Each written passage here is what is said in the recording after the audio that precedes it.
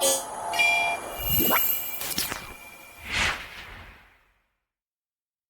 everyone, it's Wayne from Duty and Valor. I want to thank you all for your support during my unplanned break. It really does mean a lot.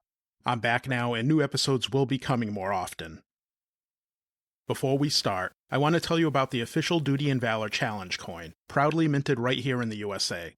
It was created to honor all who have served our nation, and 100% of the profits from every coin sold will be donated to the Wounded Warrior Project, with a minimum of $10 from each sale. You can pick one up on the Duty and Valor merchandise page. I'll drop a link into the episode description. And if challenge coins aren't your thing, please consider donating directly to a veteran nonprofit. I appreciate your support in making this fundraiser a success. Welcome back, everyone. Before I share the amazing story of Air Force Lieutenant Colonel Louis Curdes, I want to share the audio from one of the American heroes that I recently shared on the Duty and Valor YouTube channel. This episode's audio short is about Army Sergeant Eddie Shervoni, a Distinguished Service Cross recipient during the Vietnam War. On May 5, 1968, at Landing Zone Peanuts west of Khe Sanh, Sergeant Eddie Shervoni was serving with the 1st Battalion, 77th Field Artillery Regiment, 1st Cavalry Division. Early that morning, Sergeant Shervoni detected the start of a major enemy assault. A North Vietnamese Army Sapper Battalion had launched a coordinated attack against his battery's position as part of the Tet Offensive. Recognizing the immediate danger, Sergeant Shervoni quickly organized his 3-man bunker, positioned directly in the path of the main assault. Under his direction, the small team poured fire into the advancing enemy, holding their ground despite being vastly outnumbered. As their ammunition ran dry, the battle shifted to brutal close-quarters fighting along the perimeter. Determined to strengthen their defenses, Sergeant Shervoni led his men across open exposed ground to secure an unmanned machine gun. Once in position, he ordered his teammates to retrieve more ammunition while he unleashed suppressive fire into the enemy assault. When the ammunition for the machine gun was finally exhausted, he took charge of nearby positions, directing their fire and rallying the defenders to slow the enemy's momentum. After hearing that several nearby positions had been overrun, Sergeant Shervoni selflessly exposed himself again to intense enemy fire to help evacuate wounded soldiers. On 5 separate trips, he crossed nearly 100 meters of open terrain to carry severely wounded soldiers to safety. On his 6th trip, while carrying another wounded man back to friendly lines, Sergeant Shervoni was cut off by enemy troops who attacked him with grenades and satchel charges. Without hesitation, he shielded his fellow soldier with his own body as a satchel charge detonated, absorbing the full force of the blast which mortally wounded him. For his actions that day, Sergeant Eddie Shervoni was posthumously awarded the Distinguished Service Cross. Many comments on Sergeant Shervoni's video are asking why he wasn't awarded the Medal of Honor, and I ask myself the same question. Not to minimize anyone else, but his actions seem to exceed other Medal of Honor recipients' actions. Now, on today's episode, I'm going to share the story of a World War II ace. He was one of only a few American pilots to be credited with downing an aircraft from all 3 major Axis powers, Germany, Italy, and Japan.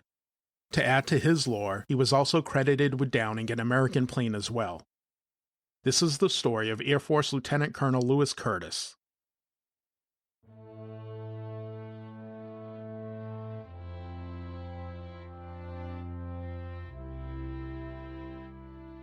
Louis was born on November 2, 1919 in Fort Wayne, Indiana, to parents Esther, a schoolteacher, and Walter Curdes, who worked in real estate. During his childhood, Louis developed a love for aviation. He would assist family friend Art Smith, a male service pilot, repair his aircraft whenever he had a chance. Louis's father also took him to see the U.S. Navy airships USS Akron and USS Macon being built. While attending Northside High School, Louis was on the basketball and track teams, but after being caught smoking, he was cut from both teams. To fill his time, his father had him help manage his rental properties. When it was time to continue his education, Louis chose to attend Purdue University, where he majored in engineering and worked in construction during his summer breaks. 3 years into his studies, and with World War II raging, Louis decided to drop out and join the military on December 6, 1941, the day before the attack on Pearl Harbor. The following month, he was accepted into the Flying Cadet Training Program and joined the Army Reserve on March 12th. Throughout 1942, he spent time at multiple training bases before ending up at Luke Field, Arizona. He was later commissioned as a second lieutenant and graduated from flight training on December 3, 1942. Lieutenant Curdes was then assigned to the 329th Fighter Group and sent to Europe in March 1943. Lieutenant Curdes flew in the Mediterranean Theater of Operations and saw a lot of action over North Africa, Italy, and Sardinia. On his very first mission on March 23rd, he was flying his P-38 Lightning named Good Devil over Tunisia when he engaged a flight of Messerschmitt Bf-109s. He was able to shoot down 3 of them and badly damage a 4th. During this engagement, Lieutenant Curdes expended so much fuel and was forced to land on a dry riverbed. Soldiers were able to deliver fuel and build a temporary runway made of perforated steel, which allowed him to take off. The following month, he was transferred to the 95th Fighter Squadron of the 82nd Fighter Group on April 17th. On May 19th, Lieutenant Curdes was tasked with escorting B-25 Mitchell bombers over Sardinia. After the successful escort mission, Lieutenant Curdes and his flight were on their way back to base when they encountered 8 Bf-109s. During the combat that followed, Lieutenant Curdes was able to shoot down 2 more planes, bringing his total to 5 during the war. After 2 months in combat, Lieutenant Curdes was now officially an ace. On June 24th, he was able to add to his total when he shot down an Italian fighter plane over northern Sardinia and damaged a German Bf-109 6 days later, the same day that he was awarded his first Distinguished Flying Cross. On August 27, 1943, he was on another bombing escort mission when his squadron came under attack by about 50 enemy aircraft. During the engagement, Lieutenant Curdes broke regulations and turned back to help a squadron mate who was under attack by Bf-109s. In the ensuing combat, Lieutenant Curdes was able to shoot down 2 enemy fighters, but unfortunately his plane was hit by enemy fire, forcing him to land on a beach just south of Salerno, Italy. Though he was able to land safely, the plane was badly damaged and he suffered injuries to his shoulder and back when an enemy round pierced his canopy. Moving quickly, Lieutenant Curdes set the plane on fire, not long before he was surrounded and captured by Italian soldiers. His Italian guards treated him well and even refused the German demands to hand him over. While under confinement, Lieutenant Curdes, along with 4 other Americans, succeeded in stealing a Red Cross boat and escaping, but they were recaptured hours later. He was then sent to a monastery in San Valentino, where he again escaped with a few other men, but again he was recaptured later. He was obviously viewed as an escape risk, so he was sent to a POW camp with much tighter security. However, he wasn't there long. Just 4 days later, on September 3, 1943, Italy signed an armistice with the Allies. This led the Germans to turn on Italian forces and begin taking control of POW camps throughout Italy. The Italian guards at his camp allowed Lieutenant Curdes and about 20 other Allied prisoners to escape with rifles, ammunition, and food. Over the next 8 months, they made their way south, traveling mostly at night, aided much of the way by civilians and communist resistance fighters. On May 27, 1944, Lieutenant Curdes finally met up with Allied forces near Monte Cassino. Even though he was in civilian clothes and carried a fake Italian identification card, he was able to convince British soldiers of the 8th Army that he was an American pilot. Over the next few weeks, Lieutenant Curdes trained Allied aircrew on escape and survival techniques before being sent back to the US. By this point, his family had thought he had been killed in action, so they were beyond thrilled to hear that he was alive and heading back home. After arriving back at Fort Wayne, Lieutenant Curdes said that he had no intention of flying again. Whether it meant in combat or flying in general, I'm not sure, but either way he changed his mind after his college friend convinced him to fly again. Lieutenant Curdes attempted to rejoin his unit, but due to the Geneva Convention's laws, he was not allowed to fly in the European theater again, because he was an escaped POW. The answer to this was to head to the Pacific. In August 1944, he joined the 4th Fighter Squadron and 3rd Air Commando Group. With his new unit, Lieutenant Curdes flew the P-51 Mustang. In contrast to his P-38 named Good Devil, he christened his Mustang Bad Angel. Lieutenant Curdes and his unit were primarily tasked with supporting ground troops by bombing Japanese forces. They also dropped supplies and mail, as well as escorting Allied ships. Around this time, Curdes was promoted to first lieutenant. It wasn't until February 7, 1945, that Lieutenant Curdes scored his first kill in the Pacific Theater. That day, he was about 30 miles southwest of Taiwan when he spotted a lone Mitsubishi Ki-46 reconnaissance plane. He radioed to the others in his flight that the plane was in the 3 o'clock position. As the other pilots looked in that direction trying to spot the plane, Lieutenant Curdes and his wingman turned towards their 9 o'clock, where the plane actually was. This was his way of ensuring he would get the kill, which he did. By downing the Ki-46, Lieutenant Curdes now had aerial victories against German, Italian, and Japanese planes, one of only 3 American pilots to have this distinction. But the event that would set him apart from the other 2 pilots would occur just 3 days later. On February 10th, Lieutenant Curdes led a flight of 4 aircraft from his airfield in the Philippines with the objective of locating a Japanese airstrip in southern Taiwan. Unable to locate any airfield, the 4 planes turned back towards the Philippines. Once there, Lieutenant Curdes and his wingman, Lieutenant Schmidtke, headed north while the other 2, Lieutenants Scaly and LaCroix, flew south.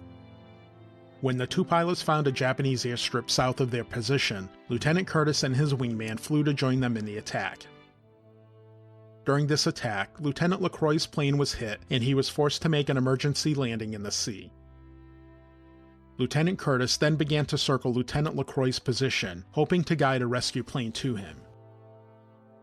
While circling above, Lieutenant Curdes spotted a large plane heading towards the airstrip that they had just attacked. The thing that seemed odd to him was that it looked like an American Douglas C-47 Skytrain transport plane.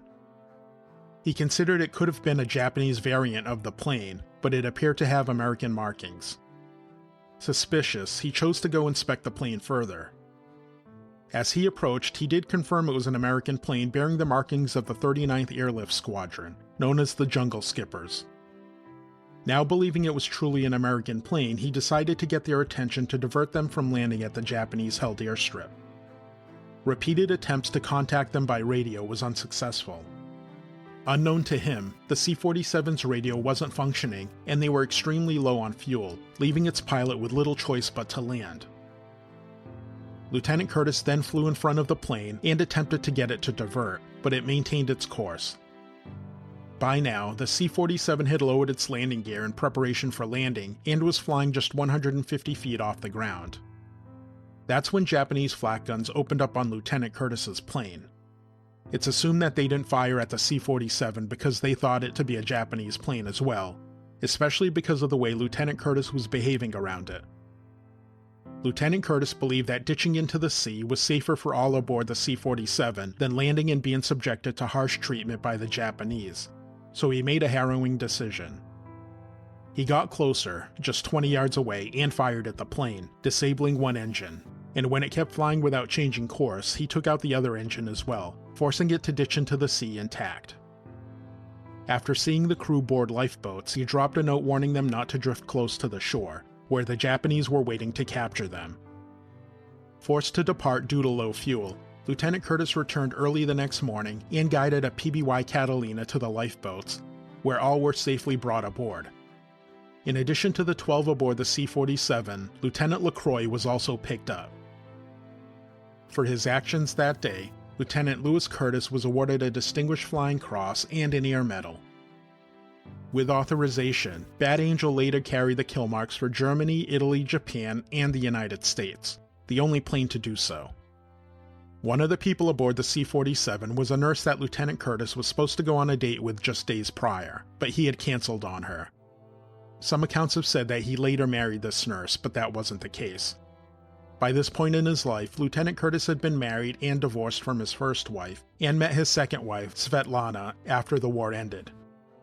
They married in 1946 and would go on to raise 2 children, Christopher and Valeria Louise. Louis Curdes stayed in the military, transitioned into the Air Force when it was formed in 1947, and flew C-54 Skymasters during the Berlin airlift. He retired from the Air Force in 1963 as a lieutenant colonel. Louis Curdes passed away on February 5, 1995 at the age of 75. He is buried at the Lindenwood Cemetery in Fort Wayne, Indiana. Flying fighters across multiple theaters of war, Lewis Curdes proved himself a relentless warrior and leader, adapting to every challenge the skies threw at him. His story isn't just about victories in combat and escaping confinement, but all about resilience, daring, and the unshakable spirit of a man who refused to yield, no matter the enemy. Thank you for listening to this episode of Duty and Valor. If you enjoyed this episode and our show in general, please like, follow, and share our show. You can also support the show directly at patreon.com/dutyandvalor or by becoming a member of the Duty and Valor YouTube community. To read more about this week's hero, check out the sources used in today's episode in our show notes and at dutyandvalor.com. We release new episodes on the Duty and Valor YouTube channel on Fridays at 5 p.m. On our channel, we also release YouTube shorts that highlight our nation's heroes, many of whom haven't been featured on the show yet. Please join us for our next episode, where we'll be sharing the inspiring story of another American hero who served with pride and lived with humility.